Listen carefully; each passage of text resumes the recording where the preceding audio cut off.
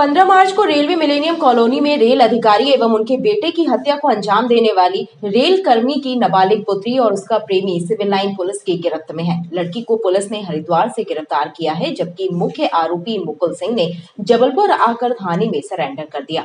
इस सनसनीखेज हत्याकांड की वजह प्रेम प्रसंग में लड़की के पिता की दखल अंदाजी बताई जा रही है। लिहाजा दोनों आरोपियों ने उनको रास्ते से हटाने का षड्यंत्र रचा और बेरहमी से हत्या भी कर दी। फरारी के दौरान 8 राज्यों के विभिन्न शहरों की खाक छानते हुए आरोपी पुलिस को चकमा देते रहे।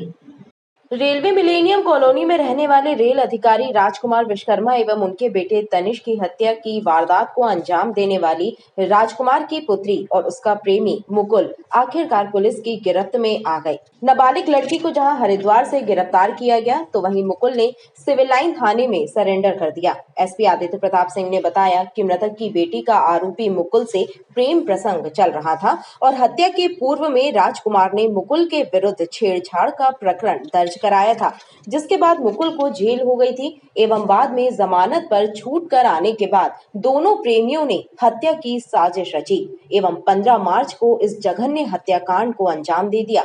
पुलिस के अनुसार मृतक की बेटी ने प्रेमी के साथ मिलकर हत्या की घटना को अंजाम दिया है, लिहाजा वो भी इस हत्या में बराबर की साझेदार है। इसलिए जुवेनाइल कोर्ट में लड़की के विरुद्ध भी वयस्कों की तरह मुकदमा चलाने की अपील की जाएगी। हम लोगों ने दोनों आरोपियों से पूछताछ में दोनों का कनाइवेंस निकल के आया है।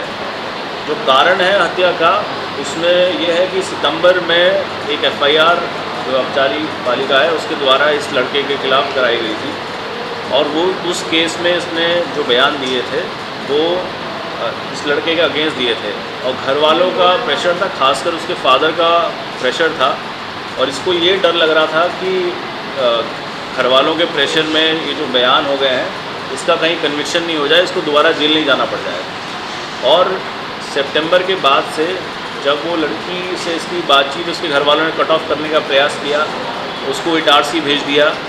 उसके बाद ये लोग एक मौज ऐप करके है उसके थ्रू ये लोग बात करने लगे और फिर तभी से इनका ये प्लानिंग बनने लगी कि हमें मतलब दोनों इस बात पे कन्विंस हो गए कि पिता को रास्ते से हटाना पड़ेगा और उसको जब जब तक उनको रास्ते से हटाएंगे नहीं तब तक ये जो एफआईआर हो गई है और इसमें कन्विक्शन हो जाएगा तो जो मुकुल है इसको जेल जाना पड़ेगा। और फिर पिता ने जाके जो लड़की के पिता हैं उन्होंने जाके लड़के के पिता को भी बोला कि किसी भी तरीके से ये लड़का जो है मेरी लड़की से दूर रहना चाहिए। तो इन दोनों के मन में ये आ गया था कि हम दोनों के बीच में इसके पिता अड़चन बन रहे हैं, तो इन्होंने सितंबर अक्टूबर के बाद से ही लगातार प्लानिंग करना शुरू कर दिया।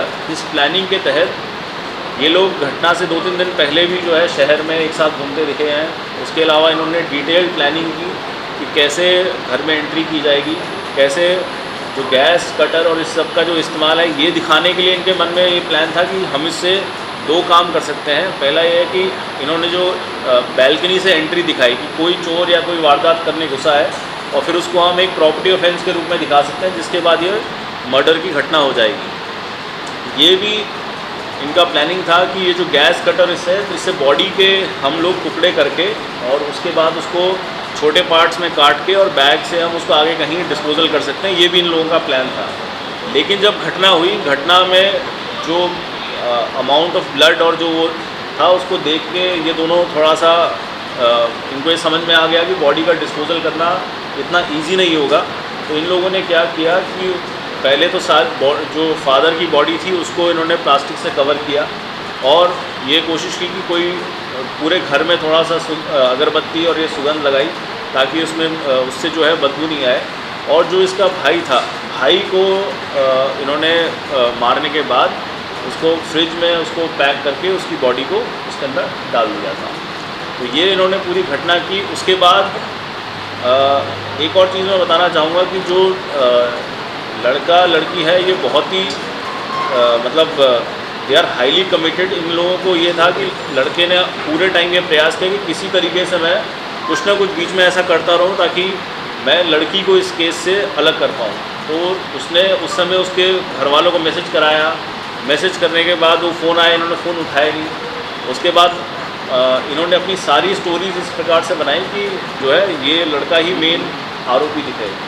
फिर इन दोनों ने ऑल ओवर इंडिया ट्रैवल किया है। पहले जो ये मुकुल है वो निकला, फिर जो लड़की है वो निकली। उसके बाद ये लोग ऑल इंडिया ट्रैवल किए। इन्होंने जबलपुर से निकलने के बाद कटनी, इंदौर, पुणे, बैंगलोर, कलबुर्गी और उसके बाद ये लोग उड़ीसा भी गए। वहाँ से कलकत्ता, गुवाहाटी, उसके बाद झांसी, मथुरा, वृंदावन, चंडीगढ़। फिर इनके बाद जब पैसे ख़त्म हो गए, पैसे ख़त्म होने के बाद ये अमृतसर से हरिद्वार के बीच में ये काफ़ी ट्रैवल करना बता रहे हैं, जिसमें ये डब्ल्यू टिकट ट्रेन से ट्रैवल करते थे। और ये अमृतसर में भंडारों में गुरुद्वारे में खाना खाते थे और पैक करा के खाना ले जाते थे। और हर की पौड़ी पे इनका बताना है कि हम वहाँ पर समय बिताते थे। उसके बाद दोबारा फिर ट्रेन पकड़ के ये इसी तरीके से टू एंड फ्रो करके अपना समय काट रहे थे। जब ये हरिद्वार में एक फ्रेश होने के लिए ये एक जगह गए, तो वहाँ पर नगर रक्षा समिति के ही एक मेंबर थी जिन्होंने एक्टिवली इसको देखा और देख के उनको थोड़ा सा शक हुआ और उन्होंने जो है हमें भी सूचना की और हरिद्वार पुलिस को भी सूचना की। और जिस उस पर जो है ये वहाँ पर पकड़ में आ पाए। जब ये लड़की पकड़ में आई, इसके मन में ये था कि अब ये कहीं जाके मेरा जो वो पुराना वाला केस है उसमें कहीं ये दोबारा बयान दे के मेरा नुकसान नहीं हो जाए।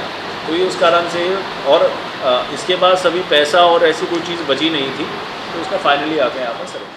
पुलिस के अनुसार आरोपियों ने कटनी, इंदौर, बैंगलोर, उत्तराखंड, हरिद्वार, कलकत्ता, अमृतसर समेत अन्य स्थानों में फरारी काटी और हत्या में प्रयुक्त कुल्हाड़ी को बैंगलोर में छिपाने की बात कबूली है। वहीं फरारी के दौरान किन किन व्यक्तियों के संपर्क में रहे, इसका भी पता लगाया जा रहा है।